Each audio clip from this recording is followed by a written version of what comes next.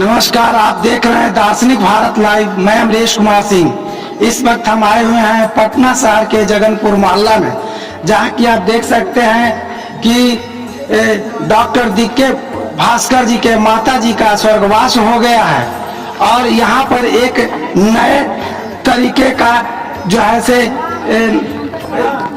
लाया गया है कि हमने अब तक के देखा है कि 100 के 4 कंधे पर लोग ले जा करके विदाई करते हैं। तो यहाँ पर डॉक्टर डीके भास्कर जो कबीरपंथी समाज से आते हैं, इन्होंने अपने माता जी को सम्मान में 4 कंधे की जगह 1 कंधा देने का काम किया है।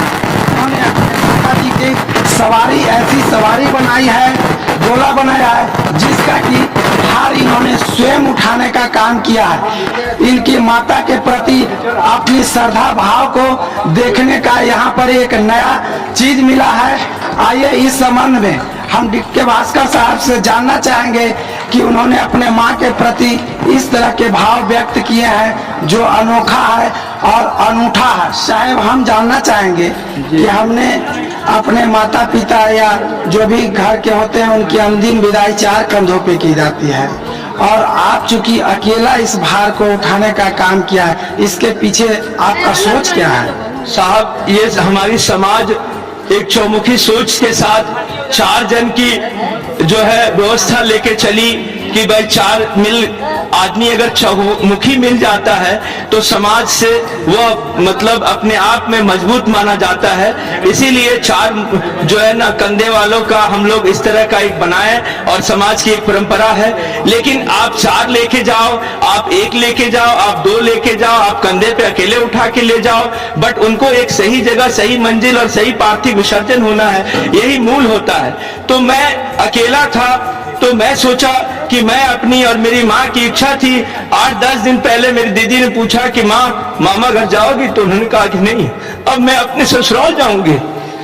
तो यही मैं सोचा कि ससुराल तो उनको डोली में ही हम विदा करेंगे और मैं अकेला हूं। तो मैंने समाज को शिक्षा दिया कि आप अगर अकेले हो तो आप अकेले भी डोली में अपने पूर्वजों को, अपने सभी किसी का भी विसर्जन करना हो तो आप घबराओ नहीं, क्योंकि यह अंतिम विदाई है। यह वाकई उस परमेश्वर के स्वरूप में विसर्जन है, वह प्राकृत में विसर्जन है। जहां से हम आते हैं वहीं समाहित हो जाते हैं। तो यह विसर्जन जो अंतिम होता है वह रियल अपने प्राकृत में समावेश का जो है यह अंतिम विदाई होती है। एक तो संसार में जब हम आते हैं तो, और एक जब जाते हैं तो, यह मूल जो संसार का यह टाइम होता है यह सबसे ही सुखद या दुखद जो कहिए, यह एक बहुत ही महत्वपूर्ण क्षण होता है। तो हम अकेला आए हैं, अकेला जाएंगे, तो हम अकेले वालों के लिए एक नई शिक्षा, एक नई क्रांति, एक नई बोध दिए कि आप अपने जो भी घर वाले हैं अगर उनकी अंतिम विदाई करना होगा तो डोली में अकेले भी उठा के ले जा सकते हैं। और एक नया मिसाल मैंने कायम करके लोगों को दिया है, यह मेरी इच्छा थी।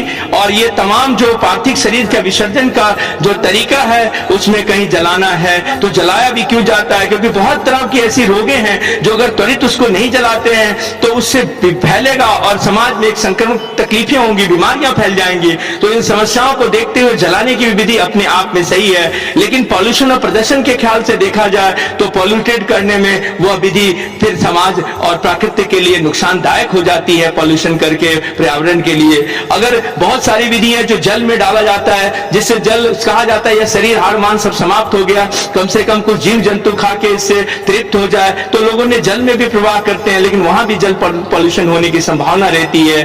और भी पेड़ों में लटका देते हैं कई देशों में कि चिड़िया चुनमुन कोई भी जानवर आके खा जाए, तो यह भी एक तरह से त्याग होता है, लेकिन उसमें भी पॉल्यूशन होता है।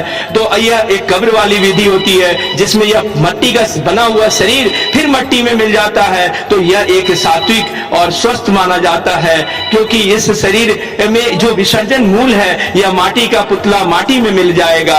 यह तमाम हमारे विद्वानों ने, शास्त्रों ने सब कहा है। तो हम लोगों ने यह जो हमारे यहाँ हिंदू समाज में जो संत महंत महात्मा जो भी मतलब जो सात्विक व्यक्ति होते हैं उनकी विदाई हम लोग समाधि से ही करते हैं। शुरू से यह परंपरा, आज से नहीं, सदियों से, हजारों वर्षों से, जब से यह संसार बनी तब से महात्माओं की विदाई समाधि से ही हमारे हिंदू समाज में भी दिया जाता है। तो हम तो ऐसे ना हिंदू हैं, न मुस्लिम, न जैन, न सिख, ईसाई, हम इंसान के औलाद इंसान हैं। फिर भी हमारे जिस एक जो परंपरागत संसार है, समाज है, उसके परिवेश में हमें शब्दों का उच्चारण करना पड़ता है, लेकिन हम इंसान और इंसानियत ही हमारा धर्म है, यही मेरा मूल है। और यही अगर हो गया तो संसार में इससे बड़ी कोई प्रेम नहीं, इससे बड़ा कोई श्रद्धा नहीं, इससे बड़ा कोई ज्ञान नहीं, यही हम कहेंगे। और लोगों को जो नई शिक्षा मिली है डोली में ले जाने की, एक नई परंपरा है, ये अंतिम विदाई, अंतिम बारात है। लोग कहते भी हैं कि बारात निकल रही है अंतिम विदाई की, तो ये बारात की विदाई मैंने डोली से की है, अपने माँ की मैंने श्रद्धा से की है।